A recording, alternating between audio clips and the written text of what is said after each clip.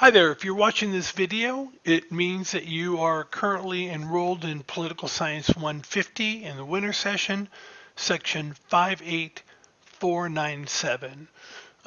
This video isn't really essential for you to watch, but it'll give you an idea about who I am and my approach to political science and my approach to teaching. So if you have a little bit of spare time, you might want to watch it just so you have an idea of who the guy is that you'll be watching videos of over the duration of this class. My name is Phil Gusson.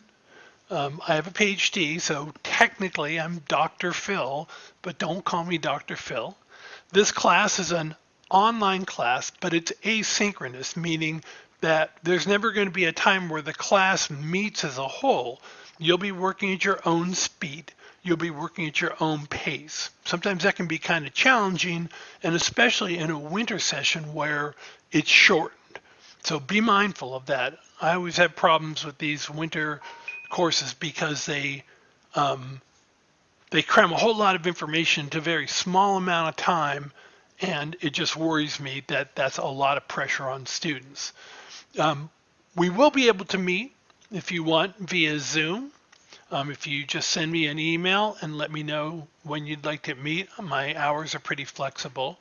You can email me at phil.gusson@canyons.edu, or for those of you who have Discord, my Discord username is phil_Gusson@0599.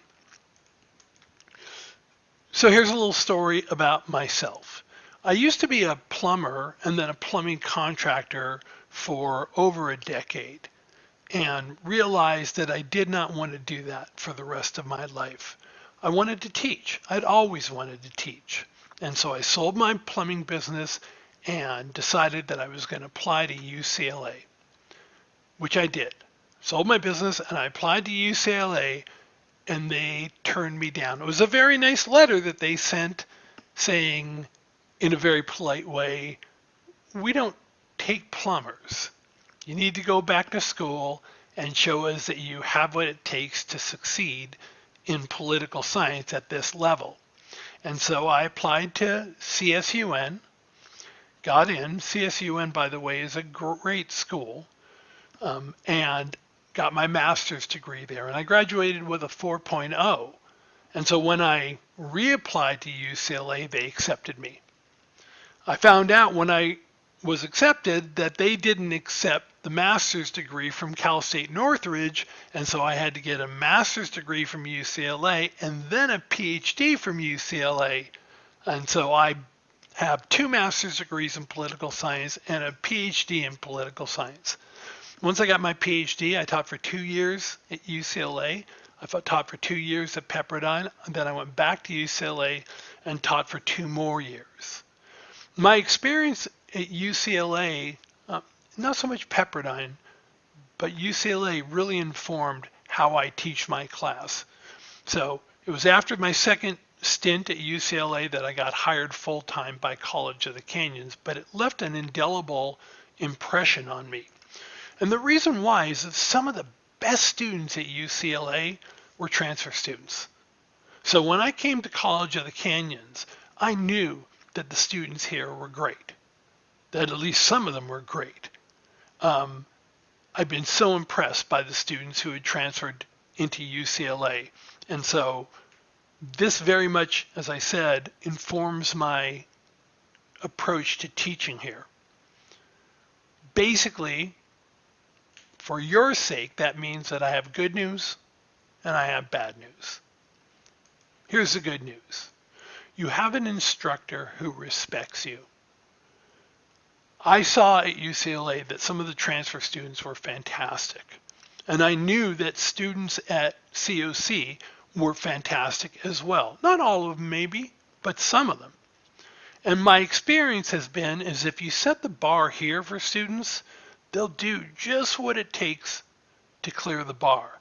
But if you set the bar here, they'll do just what it takes to get by. The higher you raise the expectations, the better students do.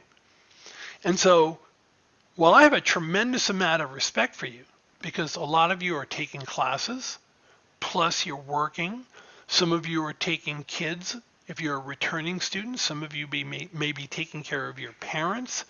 Some of you may be taking care of your brothers and sisters as well, that you guys are doing so much, and here you are taking classes and trying to improve yourself. And that is impressive to me. But here's the bad news. You have an instructor who respects you.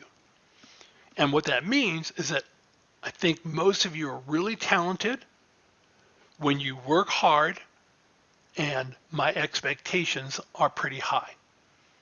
I expect a lot from my students because I've seen them deliver over and over and over again. So that's the background. Now, when I first started teaching at College of the Canyons, and they asked me to start teaching online classes, I really wasn't thrilled at the idea. For me, I thought face-to-face classes are just in a superior form of delivering information than online classes. Whether they're synchronous or asynchronous, face-to-face classes are just such a superior form. And so I was very reluctant to sort of learn how to do this inferior form of teaching. But one of the things I started realizing as I started teaching is that that was really a false choice.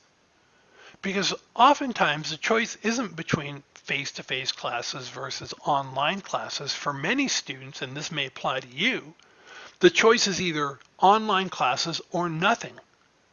Like I say, if you're working full-time, but you have kids, and so you can't work at night, or your hours change around depending on what you do for a living, and so you can't have a set time where you're always on campus, whatever the reason, the choice is often not between face-to-face versus online, it's between online and nothing, not taking classes.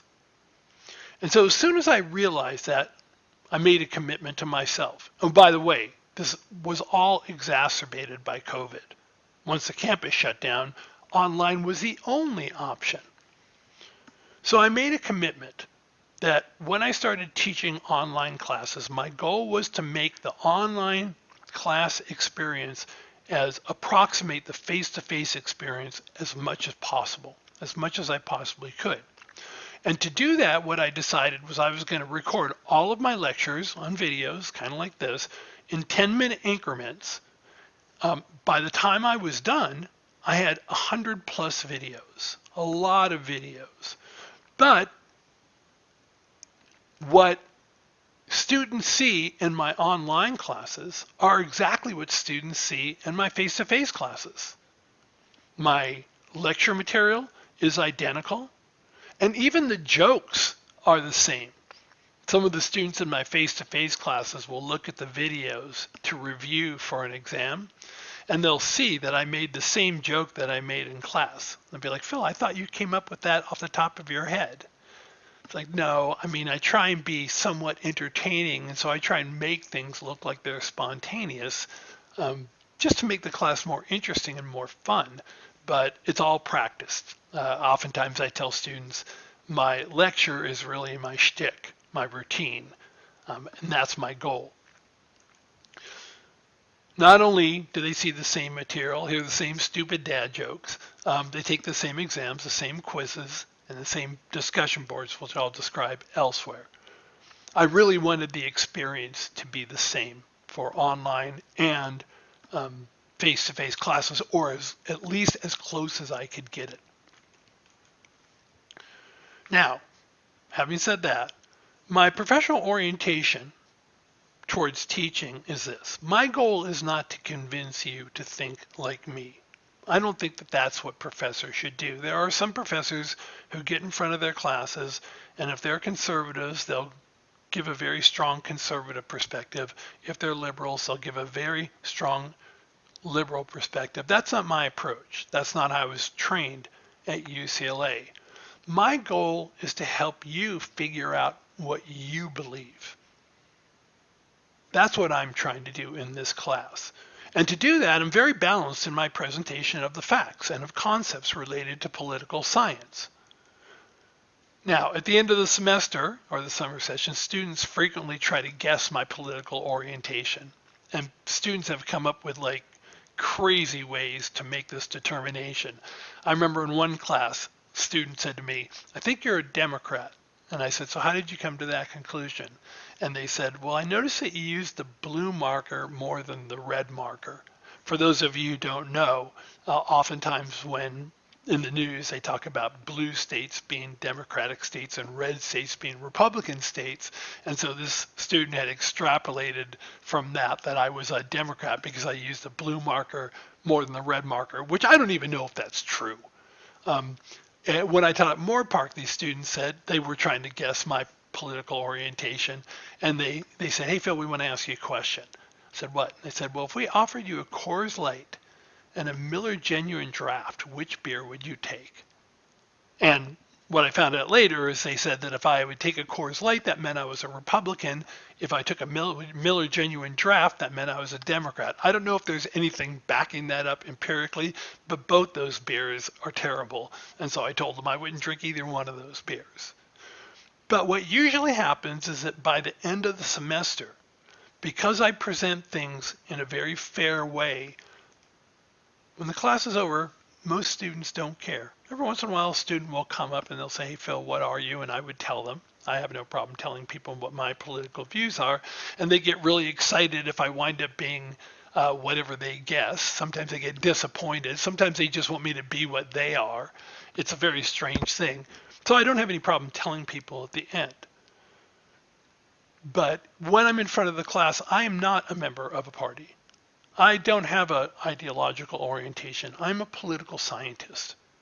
And my job is to teach these concepts objectively. Now, I want to be clear about something. Being balanced is not the same thing as being neutral. Because facts matter. Facts matter. And as somebody who's going to teach people about the political world, I have to go ahead and be clear on that which is true and that which is not true. Right?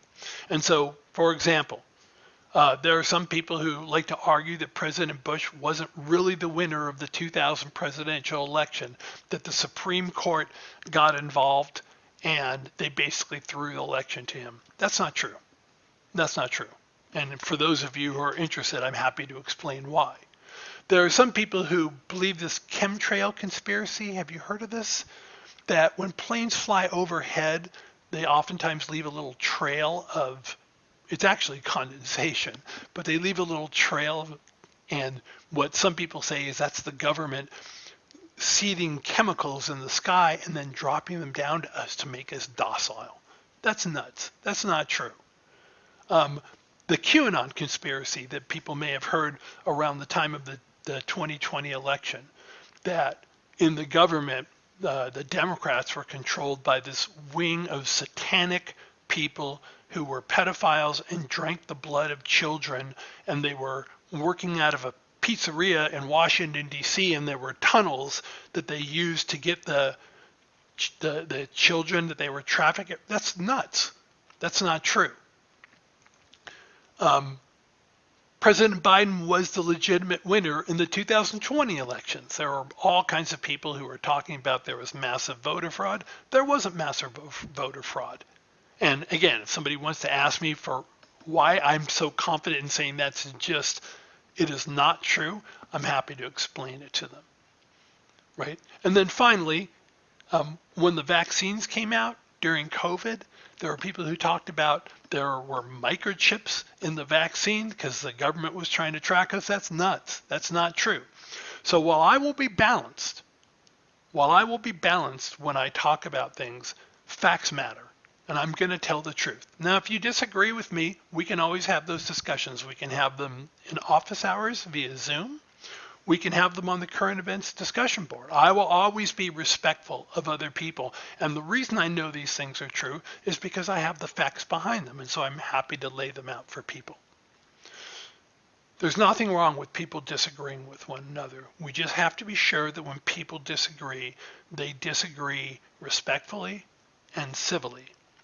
We live in a very polarized country right now. People on the left see the people on the right as the enemy and vice versa. You're taking a class in an institution of higher learning. Make no mistake about it. That's what College of the Canyons is.